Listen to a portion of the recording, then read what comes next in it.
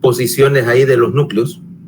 Y ahorita vamos a empezar a hablar de otra cosa. Vamos a empezar a hablar del rinencéfalo, ¿sí? O sea, ya estructuras corticales. Porque de hecho la parte más interesante desde un punto de vista práctico y científico acá es lo concerniente a la corteza, porque hasta ahorita todas las estructuras que hemos visto de tallo pues son comunes a todas las especies que tienen un sistema tubular, pero no representan la diferencia entre el sistema nervioso humano y todos los demás, ¿ok? O sea, vos podés definir, ¿cómo podés definir al humano desde un punto de vista neural como un mono que súper desarrolló su corteza cerebral para manejar la corteza como una herramienta? Entonces tenemos que ver la idea subyacente a la corteza y a la arquitectura y las conexiones dentro de la corteza y cómo esta corteza fue evolucionando, porque no es la misma corteza, o no es puesto así, no es la misma arquitectura, cortical en diferentes partes de la corteza. Y esos cambios en la arquitectura reflejan un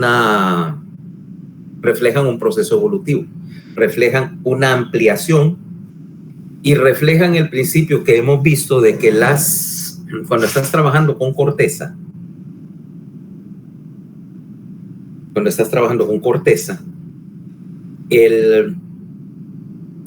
esta evolución refleja una necesidad, pero primero tenemos que ver de dónde salió, ¿ok?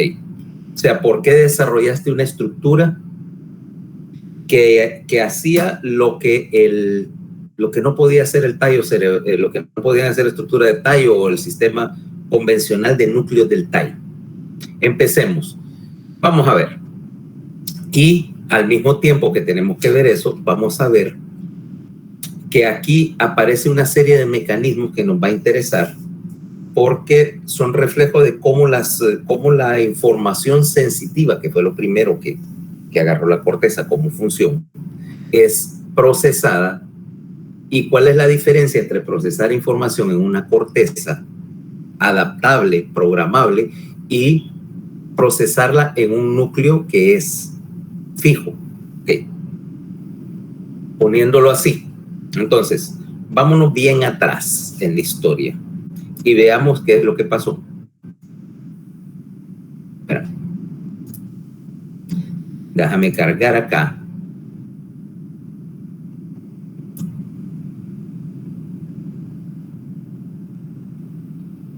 Dame un minuto, esto está un poquito lento. Ok, ya arrancó. Y empecemos por este punto.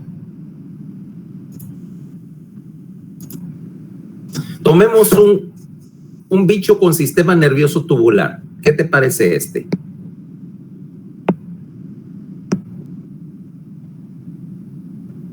Nah. Este no. ¿Qué tal este?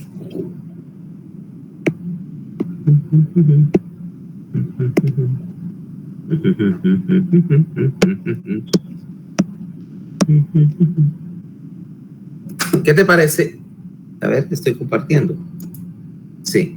¿Qué te parece ese? Cefalópodo. Sistema nervioso básicamente ganglionar modificado. En el pulpo, por ejemplo, tiene un anillo de ganglios, de hecho, un anillo ganglionar alrededor de lo que es la boca, ¿ok? Y de ahí conexiones nerviosas hacia los tentáculos y otra cadena de ganglios que va por el dorso, si me recuerdo bien. Ok. Pregunta. Ya que estamos hablando del rinencéfalo y el olfato. ¿Este tiene olfato? ¿Tienen olfato los pulpos? Me imagino que sí.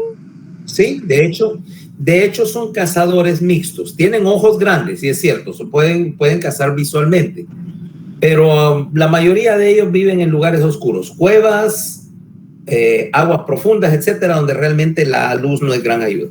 Resultado, gran parte de su detección es por olfato. Tomemos otro caso. Tomemos, y este me va a quedar feíto, pero...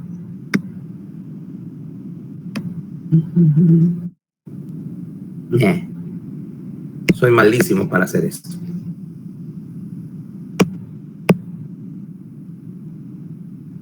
Tomemos algo bien primitivo. Tenemos acá nuestro amigo, un gusanito. ¿Ok? De hecho, tiene varios ojitos, porque acordate que estos serán. Y aquí tiene algún tipo de antena o sensor. Ese sensor, mira, tiene una especie de anillo de antenas alrededor de la boca.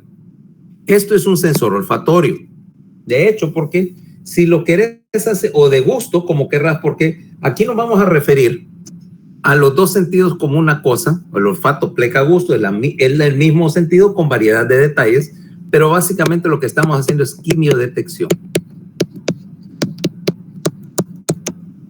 Viene este y se encuentra con, ponele aquí, vamos a suponer que este es vegetariano, aquí hay un alga. Viene el gusanito que está arrastrándose por ahí, y esta alga tiene algún tipo de su composición química, las moléculas de su superficie, lo que sea, son específicas para ella, ¿vale? Lo que le daría el sabor o el olor del alga. Y estos quimiodetectores, estas antenas, al entrar en contacto, básicamente son capaces de reconocerla y poderla reconocer. Y pongámoslo en el sentido más básico, de determinar, bueno, es alimento. ¿Ya? El resto ya te lo puedes imaginar. O sea que el olfato o la detección química no es exclusivo de los humanos ni de los vertebrados. Están prácticamente todas las especies, porque toda especie tendría que tener, si quiere encontrar alimento, alguna manera de reconocer su presencia. ¿Eh? ¿A qué voy? Entonces venís y ¿cuál es la diferencia fundamental entre ese y este?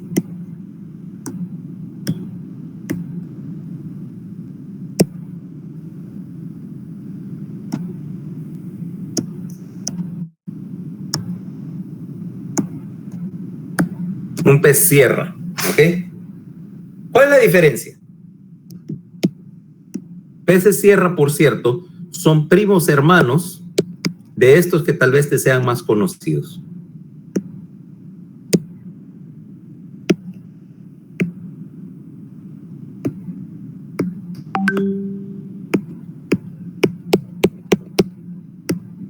Ok. ¿Cuál es la diferencia fundamental ahí? Desde el punto de vista neural, entre un invertebrado y uno de estos.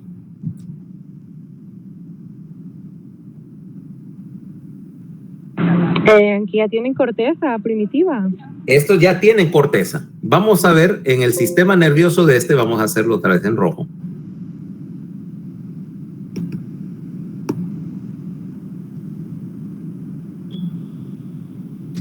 Y la corteza, que te la voy a hacer en anaranjado, el área correspondiente a la corteza de estos bichecos, es esto, mira. Ese pedacito que está ahí, esa es la corteza.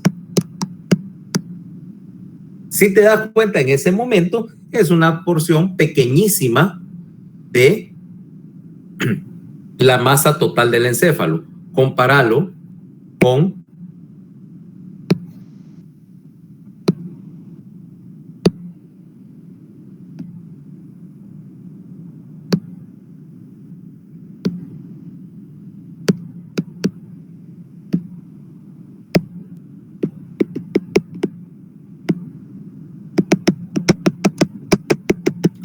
con nuestro amigo acá, ¿no? Vamos a hacerlo un poquito colochito. Ahora mira, si esto es sistema nervioso central, este es si este es en el humano, La proporción de corteza acá es enorme. Todo esto es corteza. Mira la enorme diferencia que hay entre tener esencialmente pura corteza y tener esto, pero los dos responden a la misma necesidad, porque de aquí evolucionamos para acá bajo algún proceso. Ahora, concretémonos acá. ¿Qué es esta estructura grandota que voy a poner en azul en el tiburón? ¿Alguien tiene idea? ¿Los ganglios? No, ese es el bulbo olfatorio. Los receptores para el olfato. Los receptores para el olfato. La primera, el primero de los sistemas sensoriales modernos, ¿ok? ¿Te acordás que te dije que en algún momento que yo sé, qué sé yo, el pulpo ese tiene visión, pero es otro modelo, es otro sistema de concebir las cosas.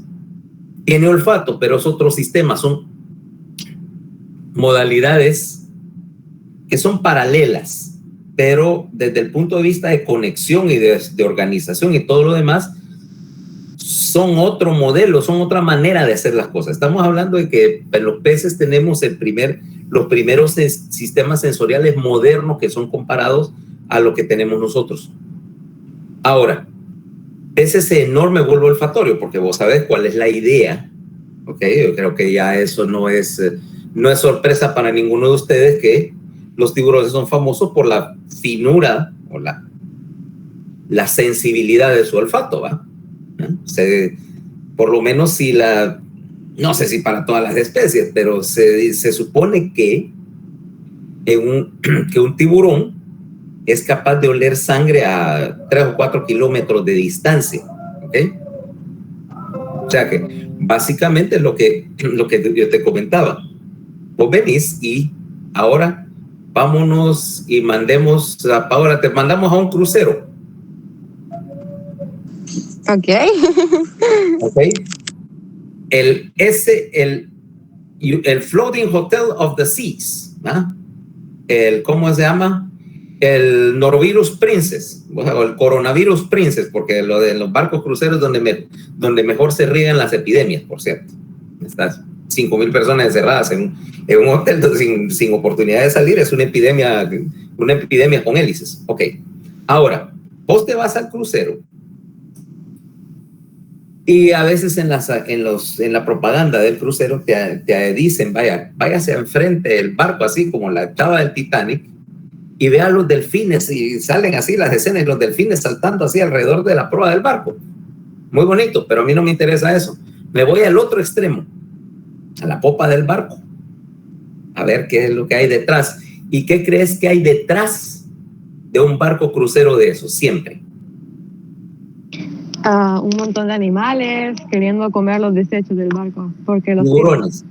Exacto, es un barco que es un hotel de lujo, tiene como 15 restaurantes adentro de todas las variedades posibles y por supuesto generan una enorme cantidad de basura. Te cuentan, o la paja de la línea naviera es que ellos recogen la basura y tienen la basura dentro del barco y la descargan en el puerto para ser ecológicamente correctos. Ya sabes que yo no les creo nada, nos tiran la basura al mar, lo lógico. Y detrás entonces va a quedar gran cantidad de tiburones, ¿ok? Siguiendo al barco a veces por varias millas, porque detectan el olor de esa comida tirada al mar desde no sé qué distancia. ¿Okay? Ahora viene el problema. No me dirás, para eso no necesito una corteza para detectar el olor de algo. Ahora viene un asunto. El problema con el olfato, ponerle que ese tiburón tal vez puede que ya venga preprogramado, o ya venga de fábrica con la capacidad de detectar el olor a pescado. Obviamente ven ellos y los comen. Eso no tiene nada de ciencia. Pero ¿qué tal si lo que tenés en la mano, estás en el balcón del barco, en la popa, en el riel del barco, viendo aquello, y en tu mano estás desayunando y tenés el sándwich esencial del desayuno, ¿De qué son los sándwiches esenciales para desayunar? Con huevos, jamón y queso. Aburrida. Mantequilla de maní y jalea.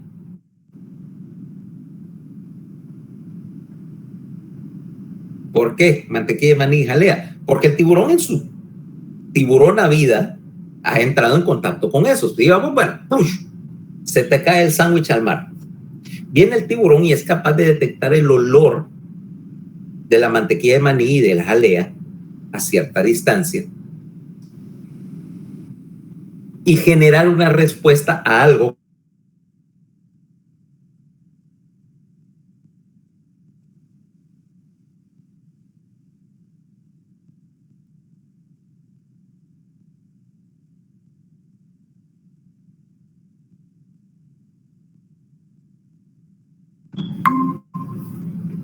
ya.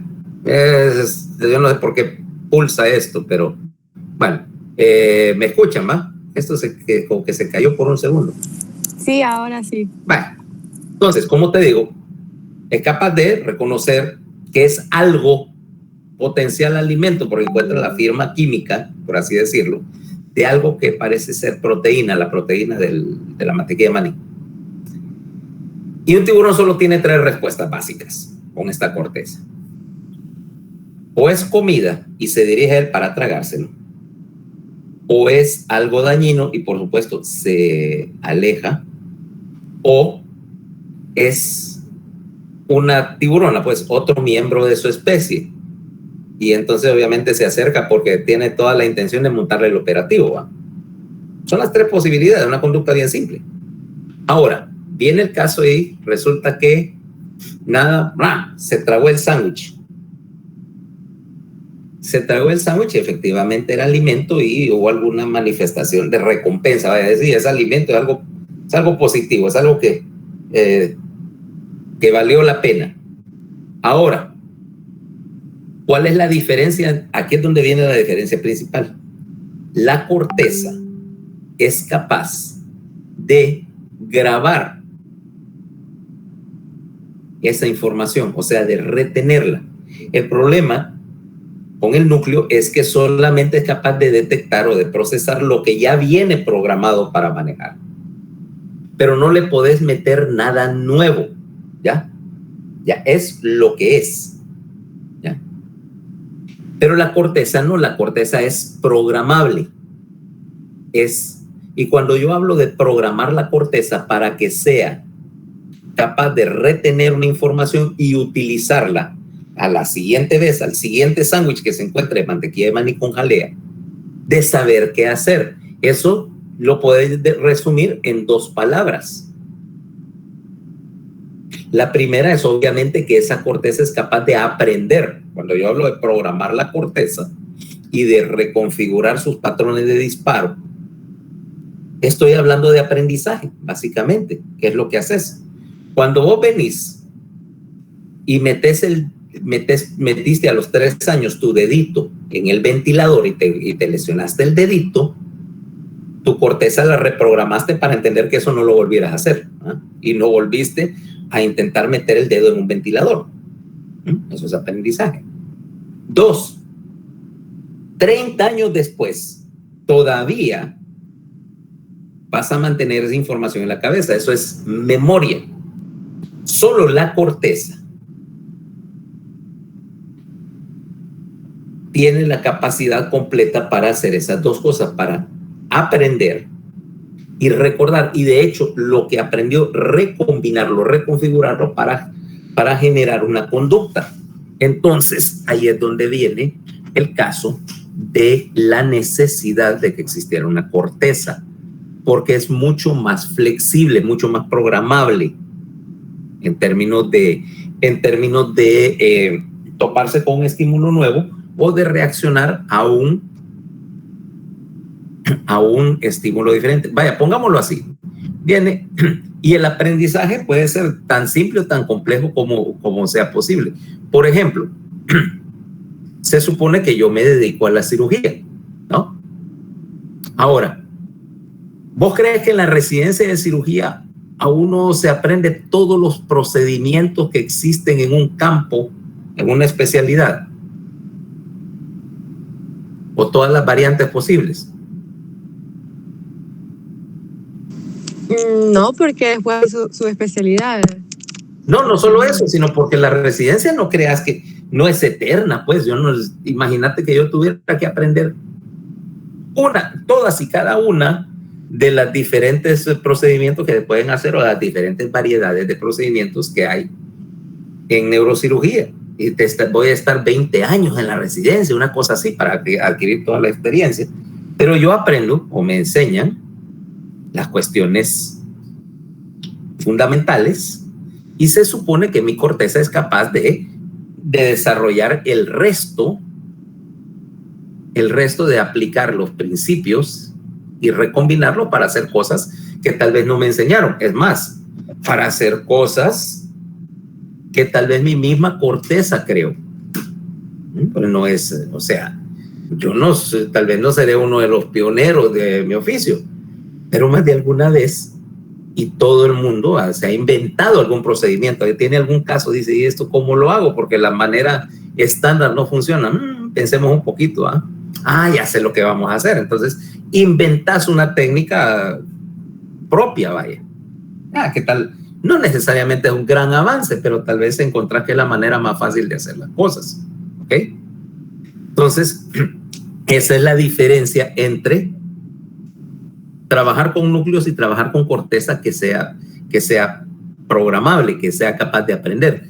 Ya vimos que teníamos mecanismos como los ganglios basales y el cerebelo que participaban en ese proceso de grabación de información en la corteza. Tenemos también el anillo de la memoria, que vamos a repasar después, aunque vamos a revisitar después, como mecanismo principal para servir la información a la corteza, y que por lo tanto aquí tenemos que esa corteza tiene muchas funciones, pero empecemos con la primera, que es lo que estábamos hablando del olfato. Para entender entonces cómo se desarrolla la corteza, primero tenemos que ver las estructuras sensoriales que reciben olfato, porque la corteza no existiría si no hubiera existido el olfato moderno, el bulbo olfatorio. Surgió como necesidad, surgió en respuesta a la necesidad de que el bulbo olfatorio estaba identificando un montón de cosas y que tenías que, número uno, al encontrarte con ellas, recordarlas. Número dos, catalogarlas. O sea, yo tengo una biblioteca, tenía ya una biblioteca de cosas que huelen bien, o cosas que huelen a comida, cosas que huelen a problema, cosas que huelen a pareja. Vaya. Sí, porque acordate que no sé cuál es exactamente la biología reproductiva de los tiburones, pero puede que en algunas especies no solamente tenés que identificar a los miembros de tu misma especie, sino también que no cambian de pareja, sino que un tiburón mantiene por así decirlo, una relación reproductiva estable con una sola miembro de su especie. O sea, básicamente mantienen el control genético de esa manera, ¿no? Solamente se aparea con una, ¿okay? Mientras que tal vez otros tal vez con una o con un grupito y reconocen a su grupo social por el olor, dado que es el primero y aquí casi el único sistema olfatorio, entonces el único sistema sensitivo. Entonces tenemos que empezar a ver cómo está organizada el sistema olfatorio. ¿Por qué? Porque aquí tenemos otro concepto básico. Hasta ahorita, por ejemplo, en los invertebrados, en los insectos, en los crustáceos y todo esto, la detección química o las células receptoras son células de la cubierta.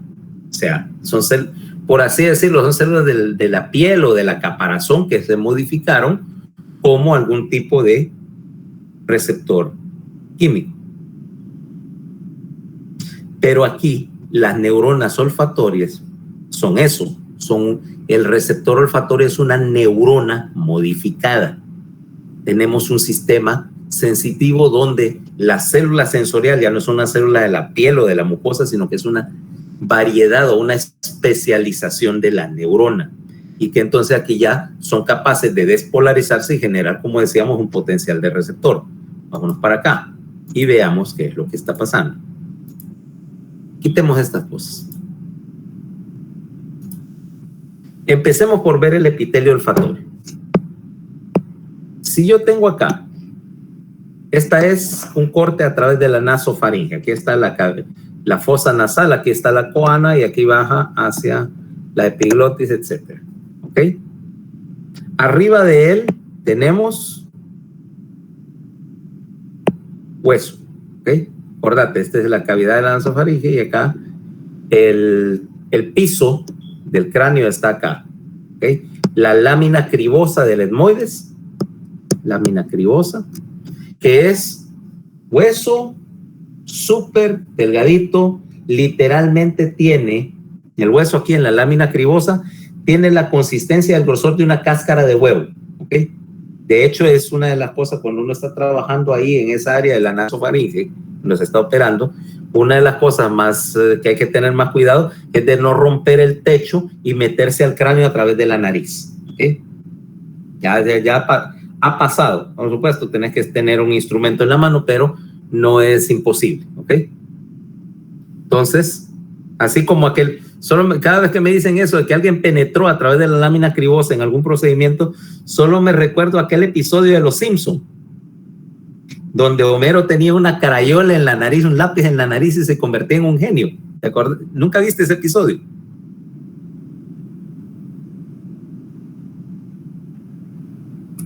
Sí. Ajá, que cuando le sacaban la crayola volvía a ser el mismo Homero de siempre. ¿Okay? Bueno, entonces, en verde te voy a poner el área de la mucosa que corresponde al epitelio olfatorio. Solo es este pedacito, es una estampita. ¿Okay? Aquí en verde. Aquí tenemos la mucosa olfatoria y tenemos las fibras del nervio, vamos a hacerlas en rojo, que perfora, que se agrupan y vienen de los receptores que están acá, de las neuronas olfatorias,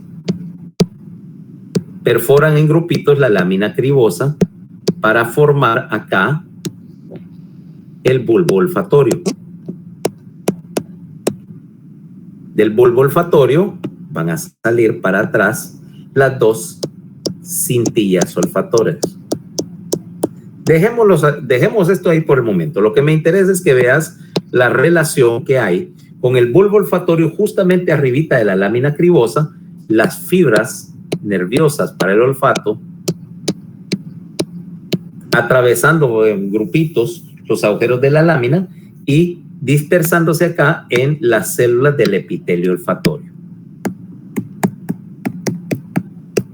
Ahora mira el tamaño relativo de la nasofaringe al área donde está el olfato. Y eso es porque los humanos no dependen mucho del olfato como mecanismo sensorial. ¿Ok? Como mecanismo sensorial. Relativamente, el olfato como modalidad sensitiva es menos importante desde nuestra concepción nuestra concepción del entorno. ¿Ah? Ya hemos hablado y recalcado muchísimo que básicamente los humanos somos organismos cuya información principalmente es de corte visual. O sea, si yo pierdo el olfato,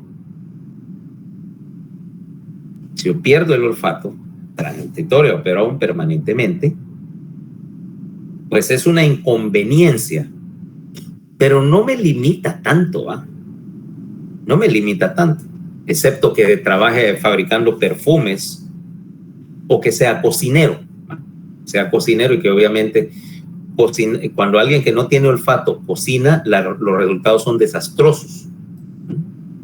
Y desgraciadamente aquí en la casa pasa. Normalmente acá en casa, quien cocinaba era mi hija. Puede uno esperar, una niña gorda, le gusta cocinar, etcétera, etcétera. Y cocinaba bastante decentemente.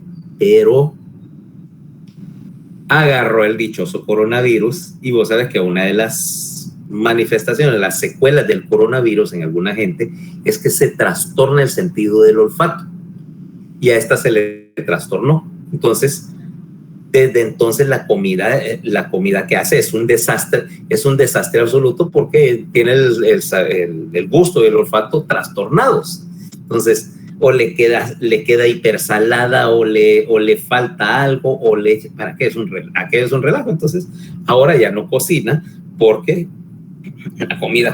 la comida queda catastrófica, ¿eh? Entonces, bueno, para no alargarte la historia, perder el olfato es relativamente menor porque los humanos evolucionaron hacia otras modalidades sensoriales y el olfato perdió importancia y el área de mucosa que tiene el receptor olfatorio es bien pequeño. Compararlo, por ejemplo, qué sé yo, con un sabueso, un perro de esos que huelen, de esos perros que tienen en el aeropuerto para oler drogas y esas cosas, que tienen aproximadamente de 50 a 100 veces más área de superficie para receptores por el olfato y que por lo tanto son mucho más sensibles, ¿okay?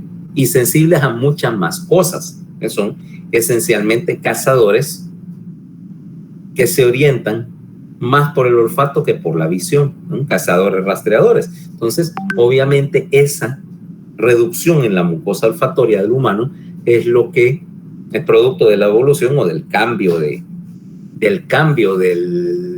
la prioridad en términos de la sensibilidad y se define entonces dos categorías de especies macro y microosmáticas, o sea que tienen un componente grande o pequeño del olfato en su percepción.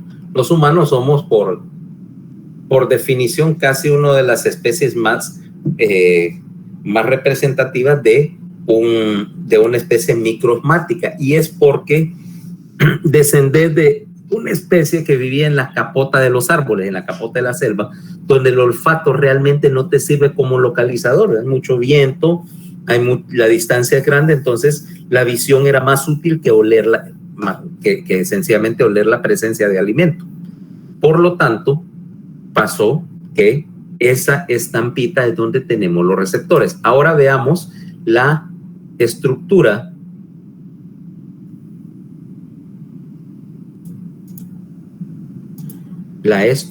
de esa mucosa olfatoria.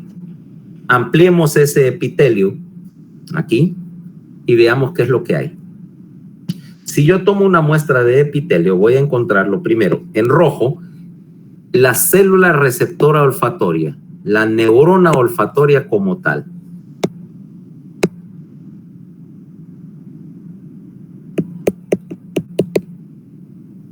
Y tengo otra.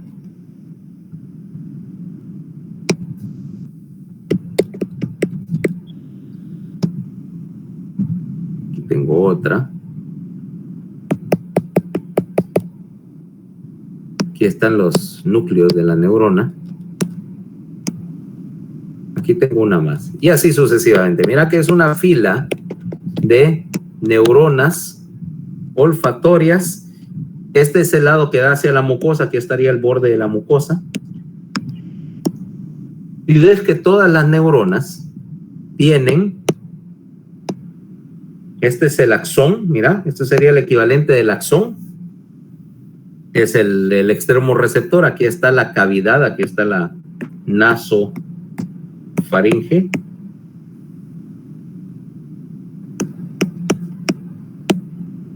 Y aquí están los axones. Vamos a ver qué se conecta a ellos después. Entre neurona y neurona, ¿qué vas a tener? Siempre. Dándole soporte a las neuronas. Glías. Glía. Y aquí tenemos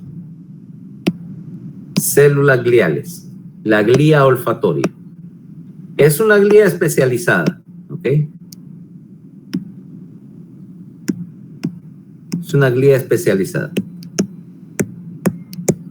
que no solamente hace las funciones básicas de mantenimiento, de todas las funciones de mantenimiento que ya conoces hacia la glía, pero además te va a permitir que estas neuronas sean recambiables. Normalmente lo que te enseñaron en biología, en algún momento alguien te dijo, no, mira que las neuronas son eternas, dice. O sea, que si llegas a tener 90 años vas a tener las mismas neuronas que tenías al nacer, y que dicen, no, las neuronas no se reproducen. ¿Correcto? Pero fíjate que estas son neuronas y sí se reproducen. De hecho, son capaces. De hecho, tiene un ciclo vital que corresponde o que se correlaciona con el ciclo de recambio de cualquier epitelio. ¿Eso qué quiere decir? Vaya, por ejemplo, ¿cada cuánto recambias el epitelio? Mi piel está en constante recambio. Están apareciendo células nuevas y estoy botando células de la capa superficial. Cada vez que yo vengo, meto a la ducha, agarro un paste, estoy desprendiendo aquel relajo de células y están siendo sustituidas. Igual en las mucosas se están recambiando, y el ciclo de recambio de las mucosas es de aproximadamente 3 semanas, 21 días. Cada 21 días vos esencialmente descartaste las células viejas y las reemplazaste por nuevas, y con ellas se van las neuronas olfatorias, pero son sustituidas por neuronas nuevas. Eso implica que, de hecho, para que esto suceda necesitas la presencia de la glía olfatoria, que secreta una proteína que es la que permite o la que de alguna manera inicia ese proceso de recambio celular. Si vos dañás la glía olfatoria, las neuronas olfatorias no solamente se mueren, sino que no se recambian. ¿Ok? Es lo que es, mira, que es lo típico. Por ejemplo, ¿qué tal? ¿Alguna vez has perdido todas sus neuronas olfatorias de un solo? ¿Alguno de ustedes ha perdido las neuronas olfatorias de un solo? En la gripe ya se podría perder. Sí, claro que sí. Agarra una gripe bien pegada, de esas que no puedes oler un incendio forestal, y básicamente lo que pasó es que el virus atacó a las células olfatorias. Agarró a un coronavirus de estos, del coronavirus de moda, y ese es un virus neurotrópico. De hecho, su primera entrada es a través de la mucosa y se mete a las células olfatorias, las daña, y entonces es clásico, más o menos el 35% de los pacientes con infecciones por coronavirus, lo primero que te reporta es la pérdida del olfato, porque se llevó todas las neuronas olfatorias primero. Pero incluso tenés un caso de esto, y a las 3 semanas más o menos, si no sigue el daño, recuperas estas siempre y cuando haya glía olfatoria. Si la glía se dañó también, la pérdida del olfato va a ser definitiva. Ahora, tanto neurona como glía tienen que venir de una célula precursora, ¿no? De una célula progenitora. Bueno, y por cierto, esa propiedad de la glía olfatoria no solamente se aplica a las neuronas olfatorias. Si vos trasplantas glía olfatoria obviamente de la mucosa hacia otras porciones del sistema nervioso central, esta glía olfatoria es capaz de hacer que se reconecten y regeneren neuronas dañadas a partir de los pocos precursores que hay, incluso en sitios donde normalmente no hay regeneración neuronal. Por ejemplo, hay un par de casos ya. Uno muy interesante, hace fue unos años.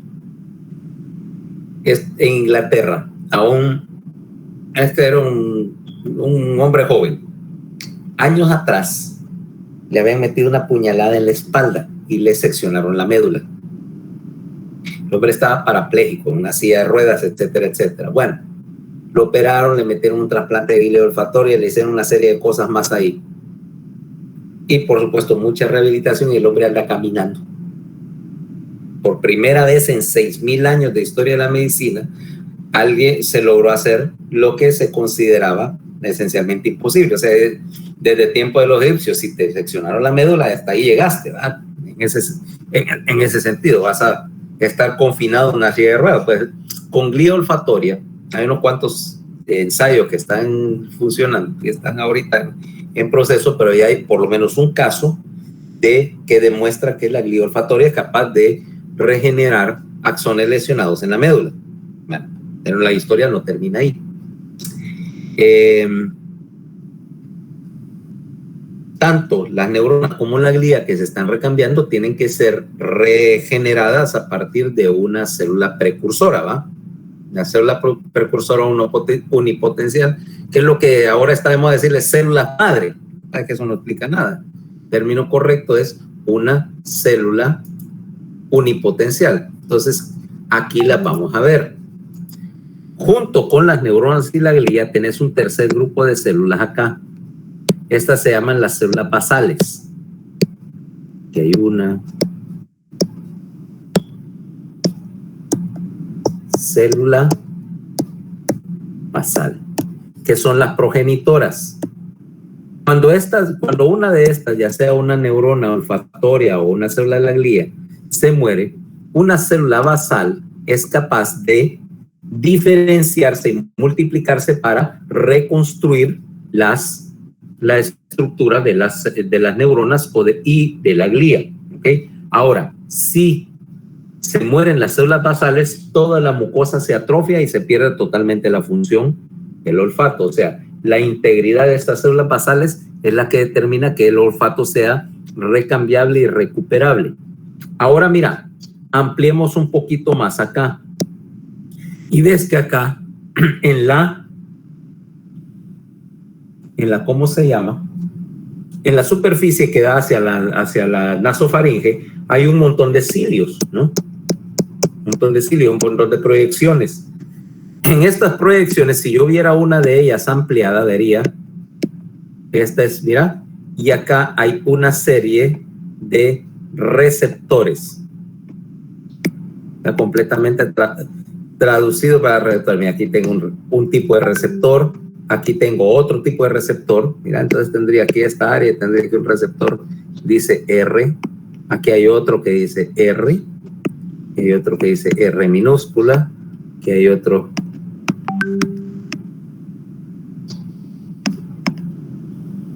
que dice R, y aquí hay otro que diría, ¿cómo es? Ya yo no puedo hacer letra R, así, implicando que tener diferentes tipos de receptores. ¿Okay? En un receptor olfatorio lo que vas a tener es un canal, generalmente un canal de sodio, dependiente del ligando. Ahora, lo interesante es el ligando. En este caso, vamos a tener, por ejemplo, un canal de sodio, acordate, canal de sodio, y aquí tenemos el receptor en sí, que detecta un ligando de esta forma. Mira, tiene una cavidad ahí para que quepa un ligando.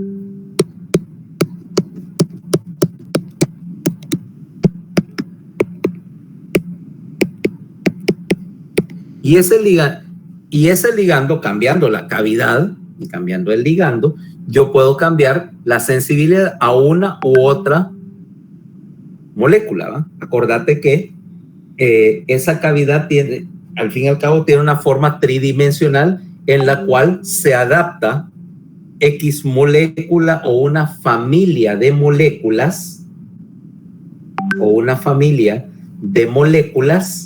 para ajustarse aquí, ¿va? Para ajustarse acá y abrir el receptor. Y abrir el canal, perdón, del receptor.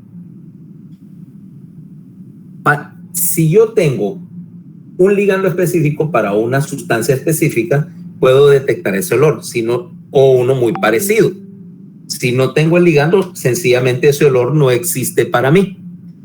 Y aquí yo tengo en la mucosa olfatoria unos 300 diferentes tipos de receptor. correspondiente, por supuesto, a unos 300 familias olorosas diferentes.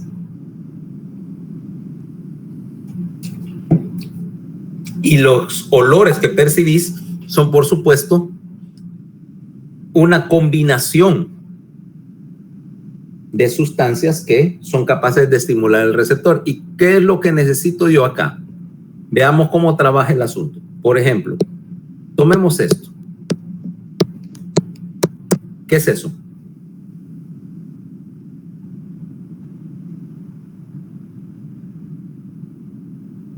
Metanol. Eso es metanol. Esto es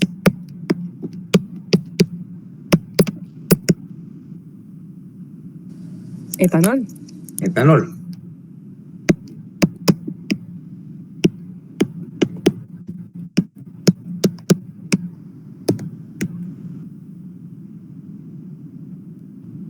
Perdón.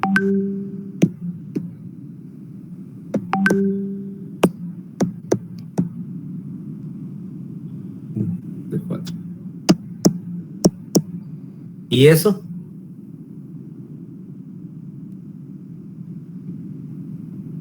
¿Y esa cuál es? Butanol, creo que es, doctor. Creo. Isopropanol. Isopropanol, ¿te mira? Si fuera butanol, tendría otro carbono en la cadena. Es isopropanol. Fíjate bien que tienen este componente en común. ¿Okay? El grupo hidroxi unido a un carbono, al carbono terminal.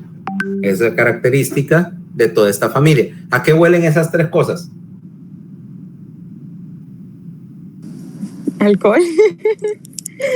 Obvio, porque lo que estás reconociendo son este componente. Ahora mira, voy a cambiar. Y voy a cambiar este, mira. CH3. Y te voy a poner en azul SH. En vez de un grupo hidroxi, te voy a poner un grupo tiol. ¿Okay? ¿Qué es esto? ¿Cómo se llama esa sustancia? Ese es un sulfato, ¿verdad? No. No es un sulfato. Sulfato es este grupo, SO4. Esto es SH, eso se llama un grupo tiol o un grupo sulfidrilo también. Te das.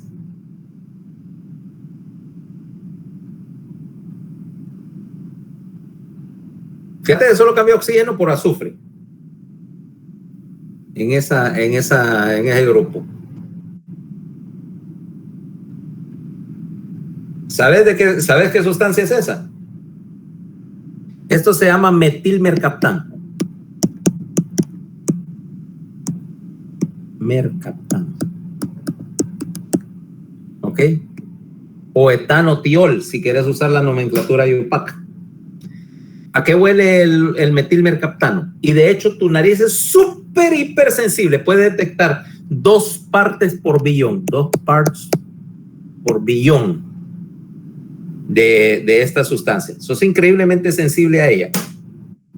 Ahora, ¿a qué huele?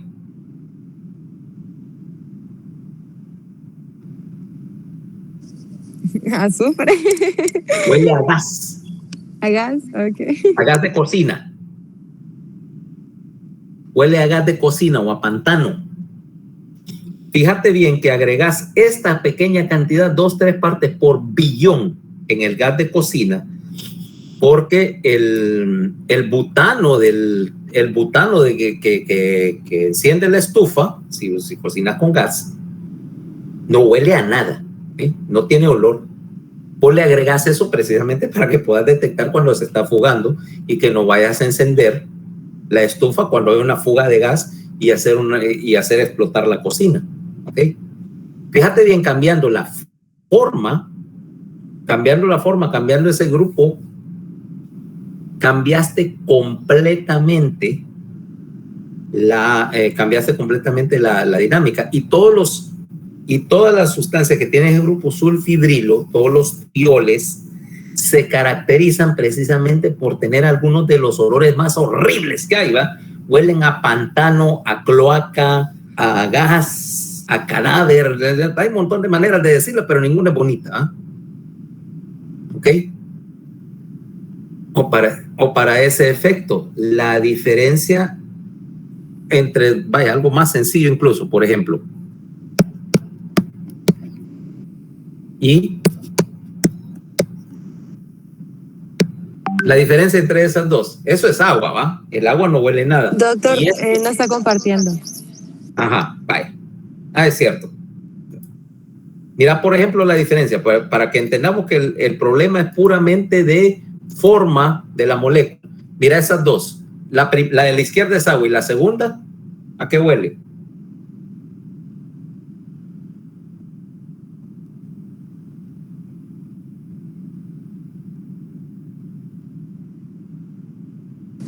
Azufre también. A huevo podrido. Eso es sulfuro de hidrógeno. Eso es lo que hace que los huevos podridos apesten. ¿Ya? Ahora me entendés, solo tengo que cambiar algunas moléculas, algunos grupos. Entonces, todas las moléculas que tienen este grupo huelen parecido, todas estas huelen parecido, etcétera.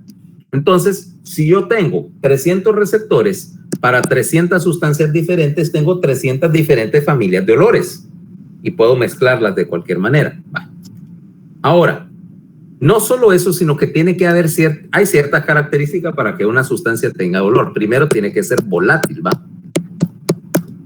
Segundo, tiene que ser hidrosoluble. Generalmente las sustancias liposolubles tienen muy poco olor, ¿ok? A menos que tengan una mezcla, vaya, pero cosas como, por ejemplo, el butano, que es no polar, casi no tiene olor. Tiene que disolverse, al fin y al cabo, en las secreciones de la mucosa. Tercero, tiene un peso molecular determinado, que yo recuerde, menos de 5,000 o algo parecido. Pero cadenas de carbono cortas, o sea, por ejemplo, por eso es que, por ejemplo, el plástico, que es una cadena de carbono muy larga, no tiene olor. No tiene olor de ningún tipo, porque no es lo suficientemente volátil, ¿ok? Excepto que se esté quemando y se esté degradando. Ahora, si nosotros tenemos, por lo tanto, aquí, otra vez hagamos nuestro dibujo, tenemos nuestra mucosa olfatoria, nuestra área de la mucosa olfatoria acá, hacemos la lámina cribosa, tenemos aquí nuestras neuronas olfatorias,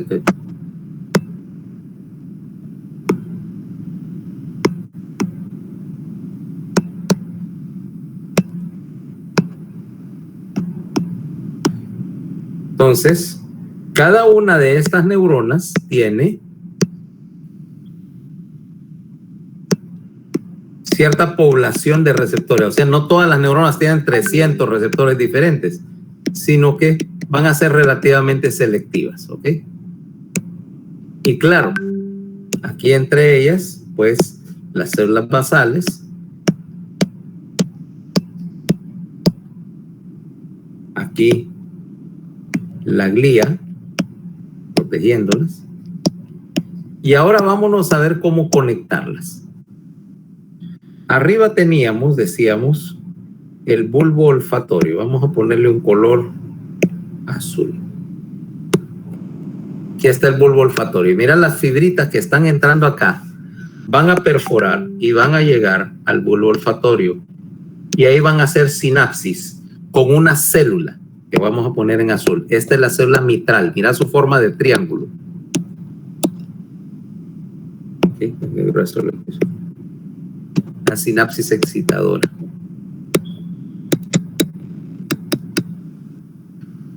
Las fibras, entonces, aquí están excitando a las células mitrales. Y las células mitrales, sus axones, viajan hacia la corteza. ¿Ok? Viajan hacia la corteza a través de la cintilla olfatoria. Todo muy bien, ¿va? Podemos poner más neuronas, pero la idea es la misma. Mira, normalmente una neurona olfatoria acá, y aquí voy a poner, y aquí tendría otro axón que viene de otra área, pero otra neurona que está escondido, pero varias células, varias fibras olfatorias convergen en una célula mitral. Y las células mitrales, las axones de las células mitrales son lo que forman el nervio olfatorio. Este es el axón. Axones viejos no mielinizados, ¿ok? Las células mitrales no son fibras mielinizadas. No hace falta. Aquí la velocidad no es ningún factor crítico. Y estas fibras ahora van a viajar por la cintilla olfatoria, y esta cintilla olfatoria va a llegar a este punto donde se bifurca en dos grupos de fibras. Una es la estría olfatoria medial. La otra es la estría olfatoria lateral. Las fibras acá, mira, se bifurcan para acá y para acá. Para terminar en las dos cortezas olfatorias. Ahora tengo dos cortezas olfatorias. Corteza olfatoria lateral y corteza olfatoria medial. Muy bonito, ¿va? Veamos en un dibujo cómo se mira eso. Vamos a mostrarte la parte de el cerebro visto por debajo. Dame un momentito porque dibujar esto cuesta un poco con esta babosa computadora.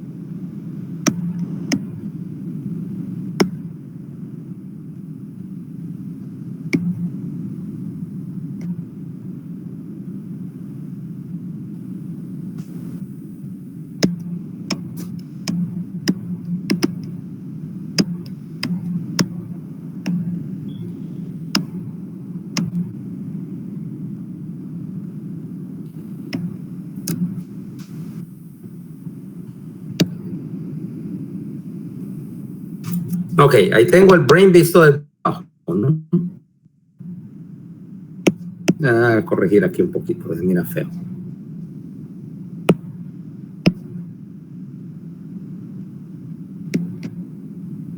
Ahora sí. Mira bien, en rojo te voy a poner el bulbo olfatorio. Ok. En amarillo, anaranjado, en amarillo, perdón, las cintillas olfatorias que se están dividiendo, mira, medial y lateral. Medial, lateral. ¿Ves? Ya lo voy a agrandar.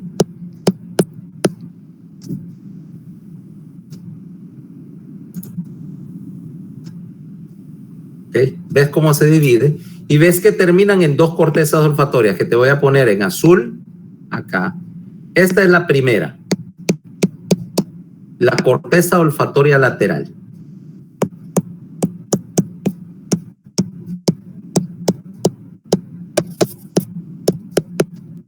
Lateral.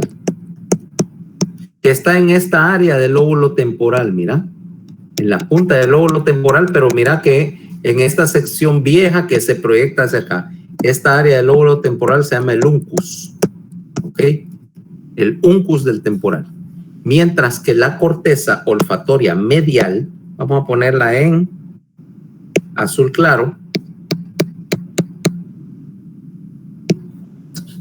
Corteza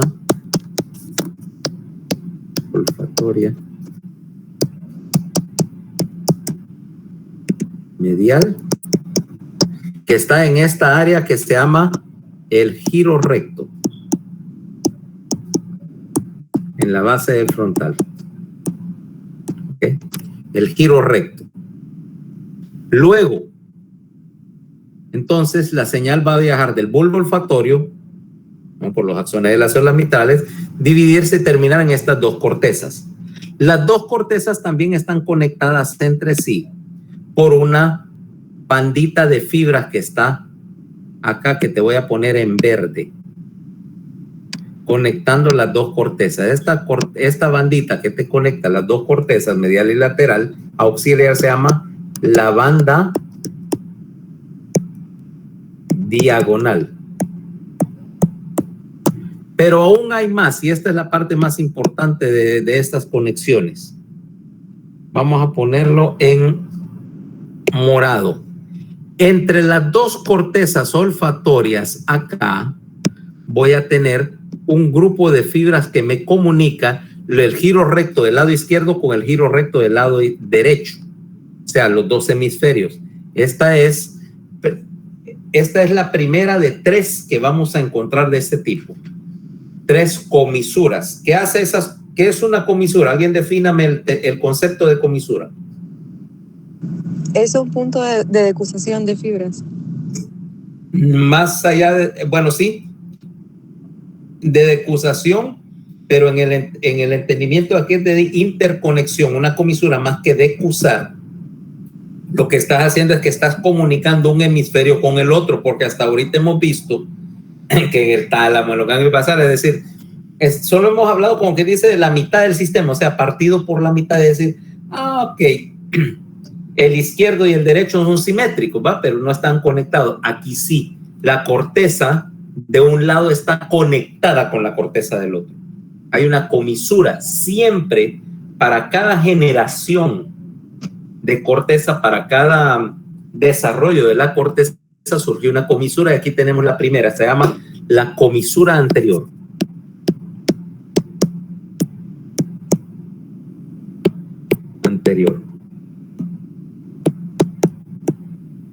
La comisura anterior, lo que vamos a llamar la comisura de primera generación. ¿Para qué necesitas una comisura?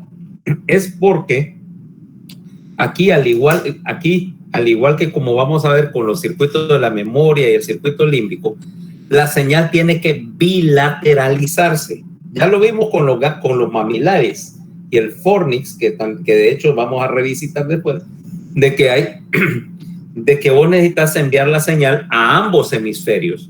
No puedes trabajar con un hemisferio separado del otro, porque si no, estarías literalmente con 2 medios cerebros partidos, pero cada cual podría hacer lo que quisiera. Aquí tenés una comisura conectando los dos sistemas olfatorios. Por lo cual, en primer lugar, eso es un mecanismo de seguridad. Aunque dañaron la corteza de un lado, la del otro es capaz de hacer el trabajo. Segundo, te permite hacer una cosa. ¿Para qué me serviría a mí comparar la información que entra por el lado izquierdo versus la que entra con el lado derecho?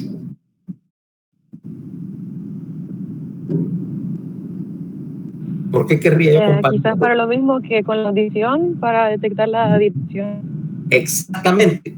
Pues eso es lo que hacen los perros de casa, ¿va? Los sabuesos.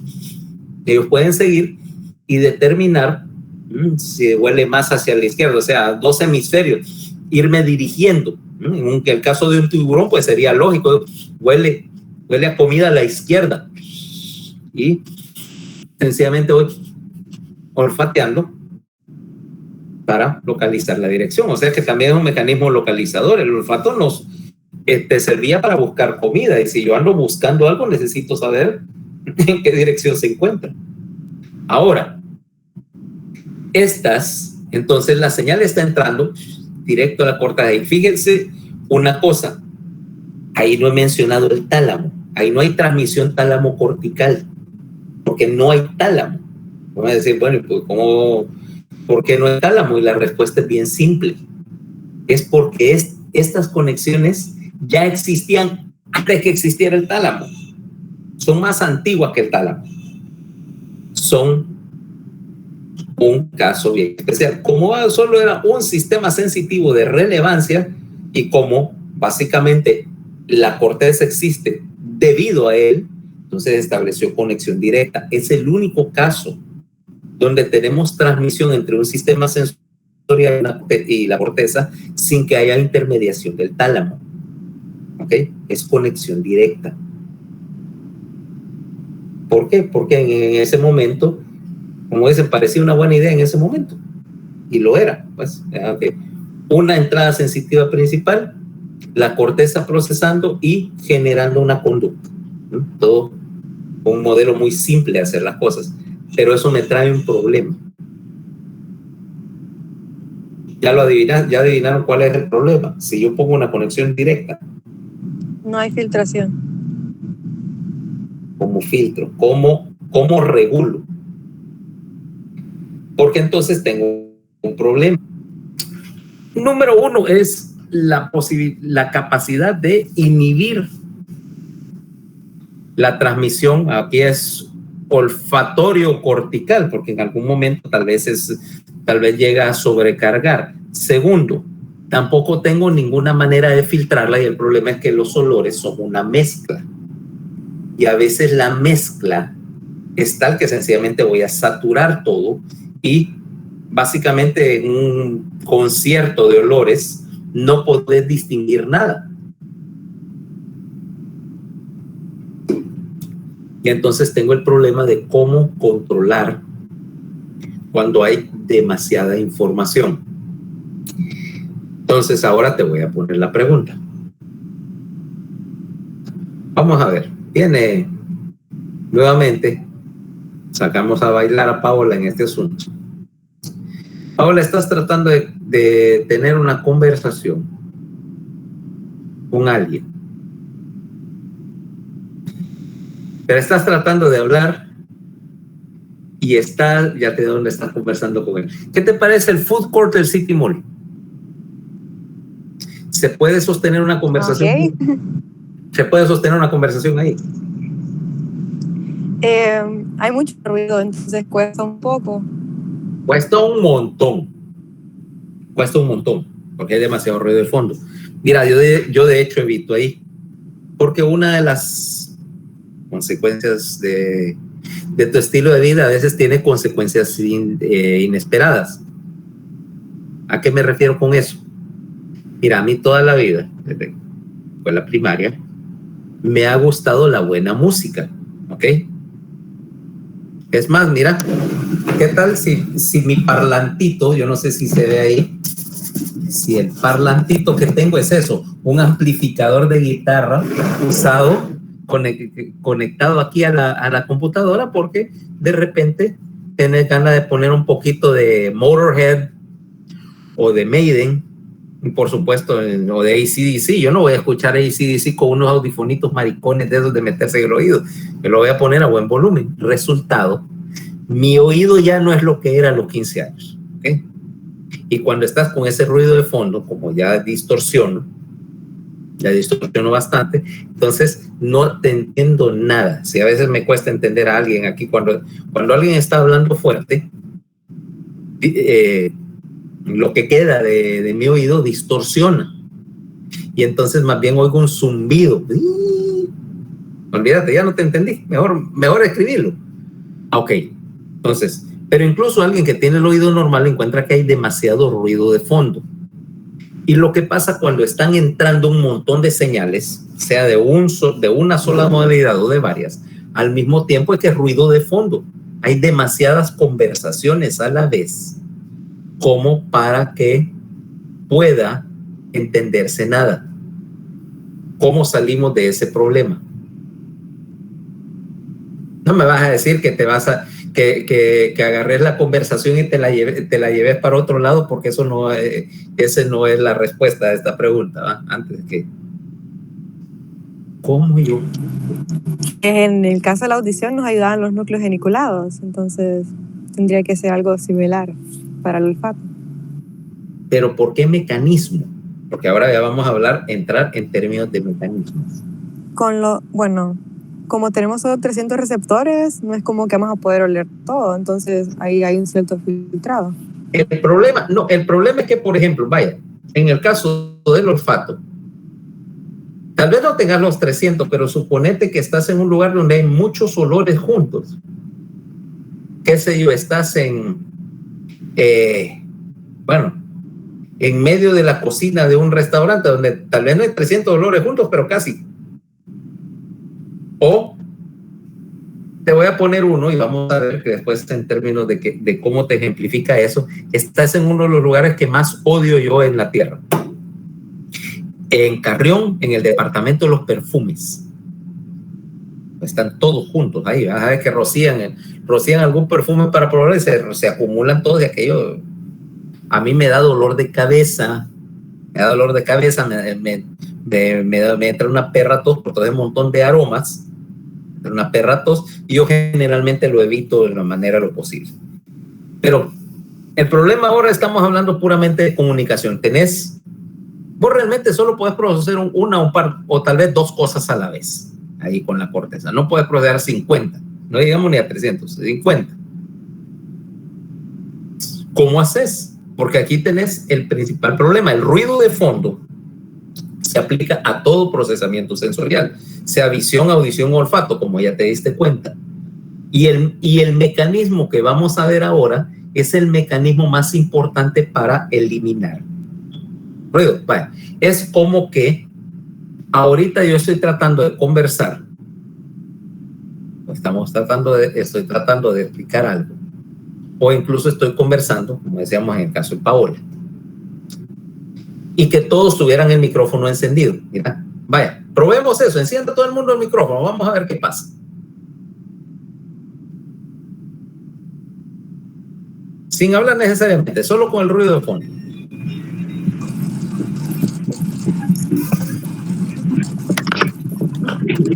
¿Se dieron cuenta qué difícil? Ahora, ¿creen que podemos tener una conversación en el relajo de por medio?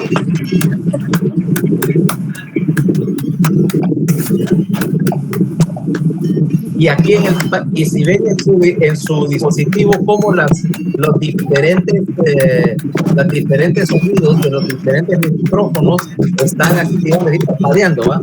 Es cómo se degradó la comunicación. Ahora sí, apaguen los micrófonos. ¿Ven la diferencia del ruido de fondo? Entonces, y la solución es precisamente lo que acabo de decir: apaguen los micrófonos. ¿Ok? O como diría Kiko, cállense, que me desesperan. ¿Ah? Y ese es el mecanismo que vamos a ver.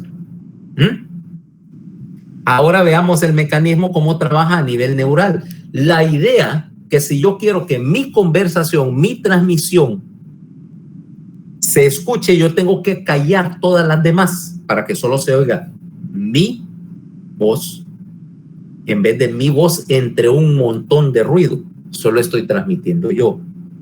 Y la transmisión es clara, no necesito subir el volumen, porque claro, si yo dijera, para clarificar, voy a empezar a gritar, pero todo el mundo puede hacer lo mismo, entonces solo elevé el nivel de ruido, solo empeoré las cosas.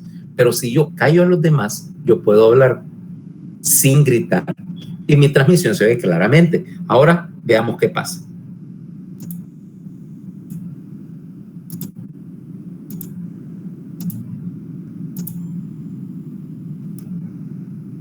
Estamos acá y miren que las células mitrales estaban enviando señales. Ahora mira lo que pasa. Una célula mitral tiene una colateral. Y la colateral de esta célula mitral de acá inhibió a esta.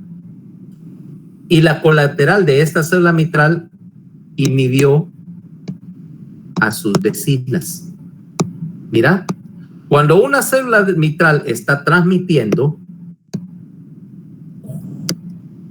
está a su vez bloqueando la transmisión de las células mitrales vecinas. Este mecanismo tiene un nombre, se llama inhibición lateral.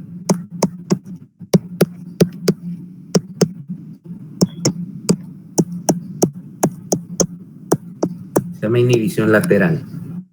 Y esta es la parte más importante de todo este tema de hoy. ¿Por qué? Porque este mecanismo es el principal mecanismo del cual dispone la corteza, no solo la corteza olfatoria, todas las generaciones de corteza, para quitar el ruido de fondo y refinar la transmisión. Mira, por ejemplo, en el caso de la visión. Yo tengo un punto de luz entrando acá, a un punto de la retina, pero como mi enfoque no es perfecto,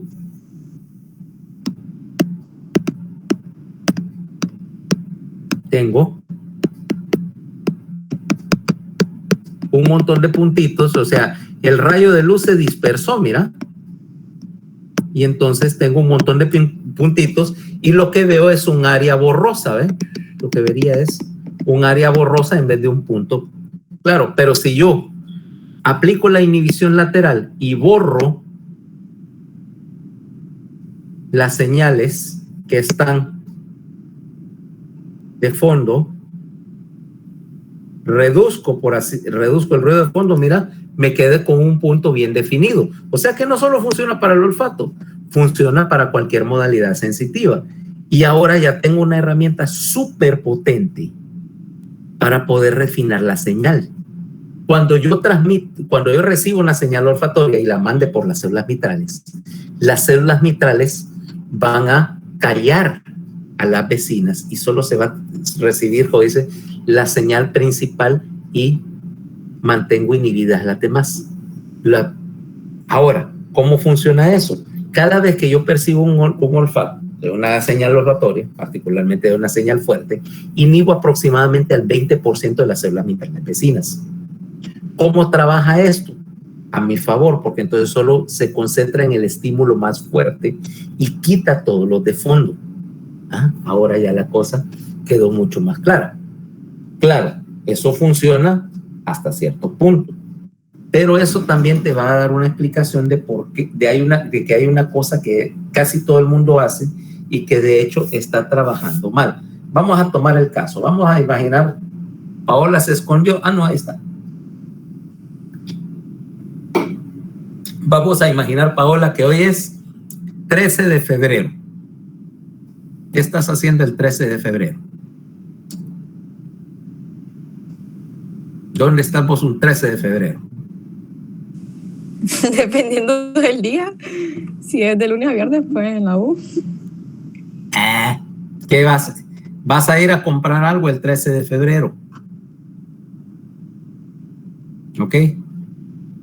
Vamos a asumir, vaya, que estás comprando algo el 13 de febrero. Y que esta vez pensar regalarle un perfume a tu entelerido Tormento, ¿va? ¿Ya? Entonces te vas para Carrión. Entonces en Carrión te vas al mostrador de los perfumes y dice, enséñeme, quiero probar este perfume, no sé. Está de moda o acaba de salir el perfume de Lionel Messi. Te huele como los tacos de Lionel Messi después de que jugó 120 minutos y penales, ¿va? Entonces viene la vendedora, rocía un poco y te lo da a oler el dichoso perfume ese. Resultado, vos percibís el olor, pero al mismo tiempo hiciste inhibición lateral, 20% menos. No te terminó de convencer, no, enséñeme este otro, deme ese que dice número 5, pero no es Chanel número 5, es ruta número 5, huele al asiento del conductor del bus. Otro zapatazo al oído, digo al olfato, 40%. No, tampoco te pareció. Deme, ok, el perfume, tu novio tiene malos gustos y dice, déjeme probar el perfume de Bad Bunny. Existe, ya te imaginas a qué puede oler un perfume diseñado por ese troglodita, ¿va? ¡Fua! Ya vas probando 3, ¿va? Y hasta este momento ya inhibiste casi toda tu transmisión olfatoria. No me gusta, ya sé. Ese es bueno, dice. El olor que atrae a todos los, perfume unisex, atrae a todos los varones y a todas las mujeres. Adivina qué huele.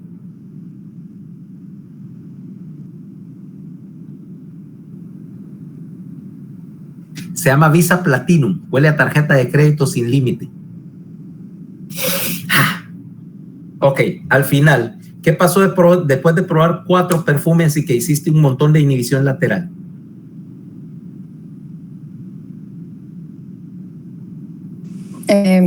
Mi sentido del olfato no está como que intacto y distorsiona cómo percibo los olores. Exactamente, al final probaste 4 o 5 perfumes y la verdad es que ya tu percepción está tan revuelta que realmente no estás distinguiendo mucho el uno del otro y compraste. Vale.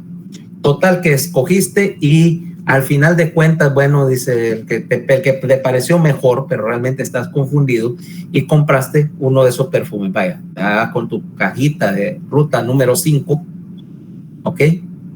Día siguiente, 14 de febrero, venís y le regalas el perfume al fulanito antes de salir. Y él, por supuesto, por cortesía, se pone el perfume.